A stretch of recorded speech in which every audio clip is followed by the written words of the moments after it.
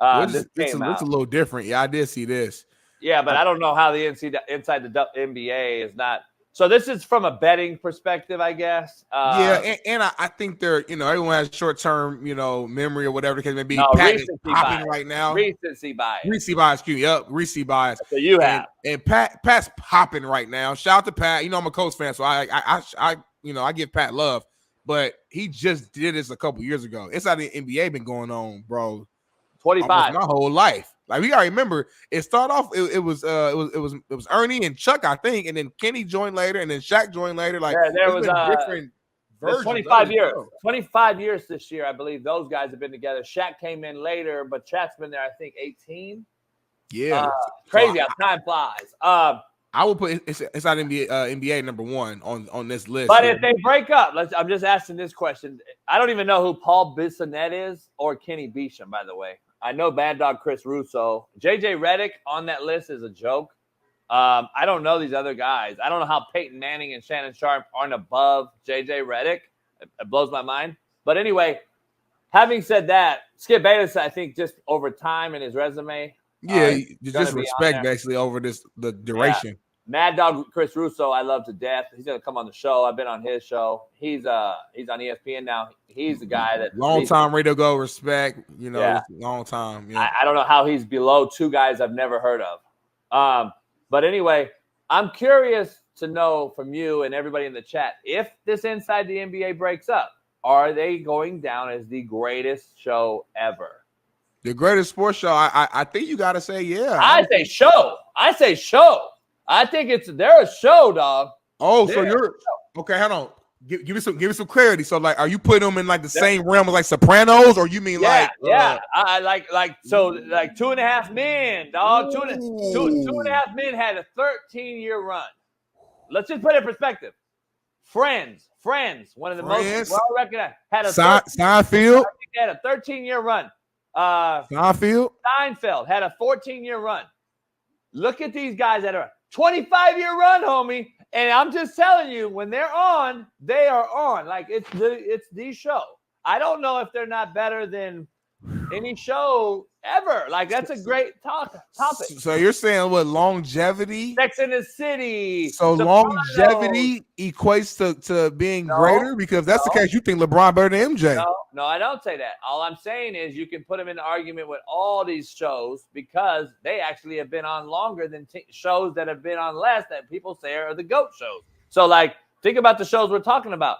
All these shows from history, Married with Children, I grew up on, Good Times, The Jeffersons, all these different shows. None of them lasted this long, and I don't know if this show ever had a drop-off. Like, Martin, loved Martin to death, had a drop at the end. They lost some It's hard to compare, JB. These are completely different entities. Like, I get it. But I'm just saying, for entertainment value, Smitty, just sitting down at the chairs, entertainment value over time. It's a hell of a topic. I'm just throwing it out there. I'm not saying even that I agree or not agree. I'm throwing out the question. It's just different for me. It's hard to compare those because, like, I just know. I mean, the production that has to go into both are completely different.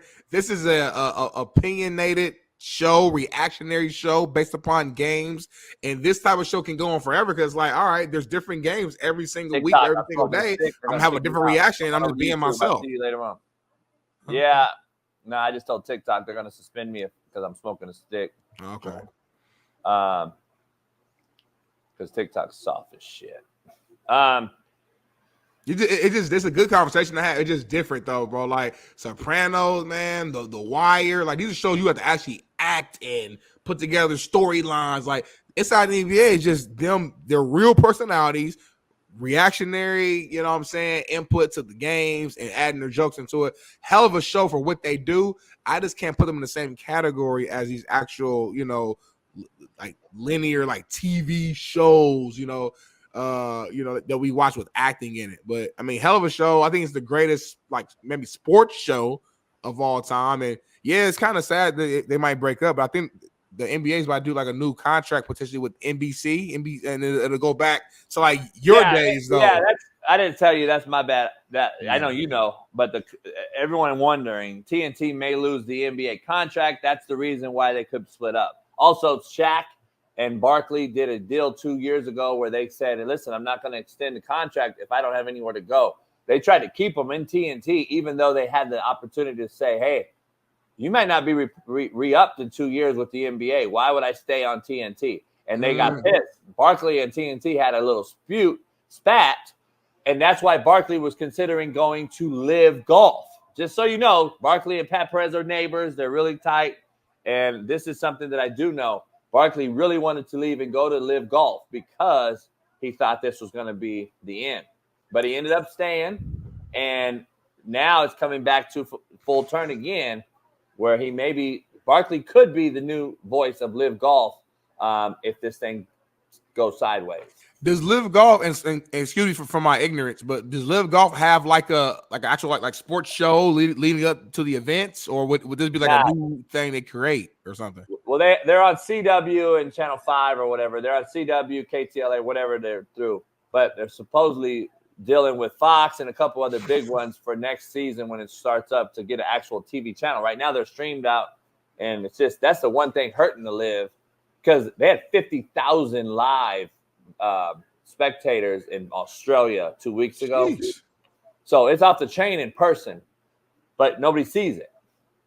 So because they're on CW and all these different things. So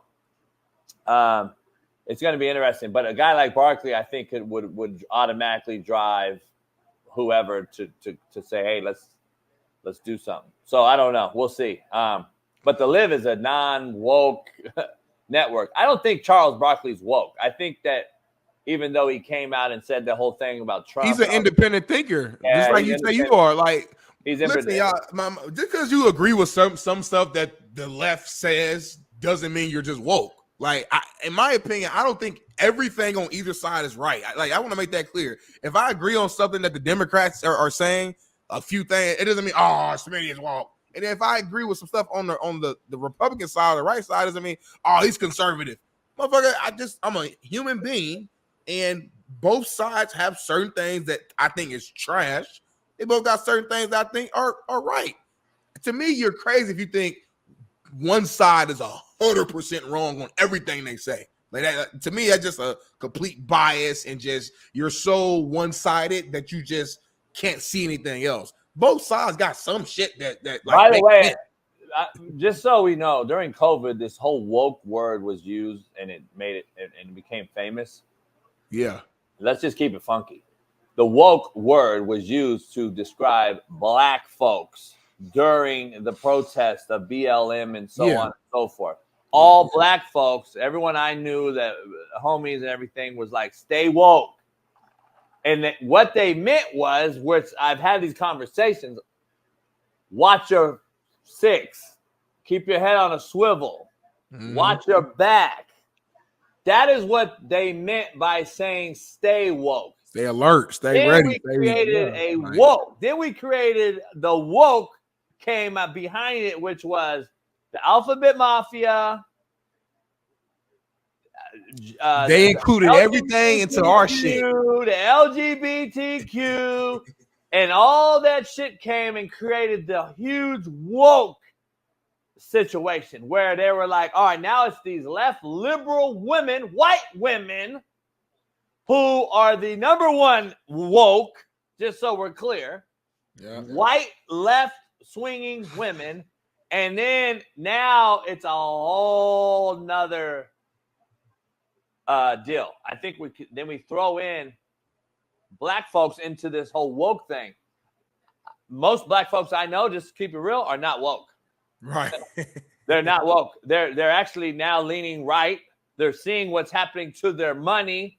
And let's be real, we look at blacks in a stereotypical way. We say, hey, we're middle class, we're broke, we're middle class, we're struggling, we're in the inner city. And when that happens and you keep that community down with money, then guess what happens? The black folks will wake up too and say, hold up. We ain't getting no money. I got to pay taxes on top of the money I'm not getting. I need to go right. That ain't being woke no more. That's actually staying awake.